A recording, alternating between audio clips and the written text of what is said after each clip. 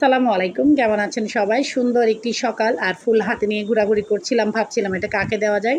শেষ পর্যন্ত নিজের চুলে নিজে পরে নিলাম আর সুন্দর অক্সিজেন খাচ্ছিলাম। নিচে চলে আসলাম ছাদ বাগান থেকে কিছু বেগুন নিয়ে। সকালের নাস্তা হচ্ছে খিচুড়ি, বেগুন ভাজা, আলু ভাজা আর গরম গরম চা।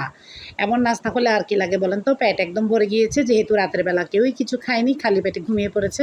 তাই সকালে ভারী নাস্তা। আর ছাদ থেকে নামার সময় অবশ্যই থানকুনি পাতা নিয়েছি, ভর্তা করব।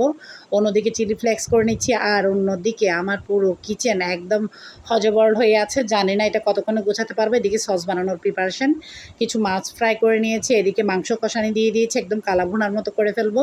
কিছু আলুও দিয়েছি, বাচ্চারা আলু পছন্দ করে তাই।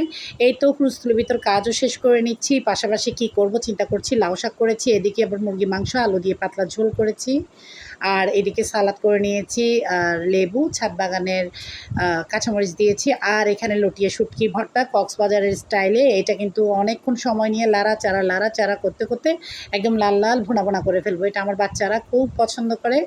আর অন্যদিকে চুলায় ডিম সেদ্ধ দিয়েছি, আর এদিকে পোলাও রান্না করে ফেলেছি, আর সাদা ভাত করেছি আমার জন্য। যেহেতু আমি পোলাও খাই না, তবে বিরিয়ানি খেতে আমি ভীষণ ওস্তাদ, রান্না করতেও ভালো লাগে। এদিকে বাচ্চারা সারপ্রাইজ দিলে একটা ছোট্ট পুডিং বানিয়ে।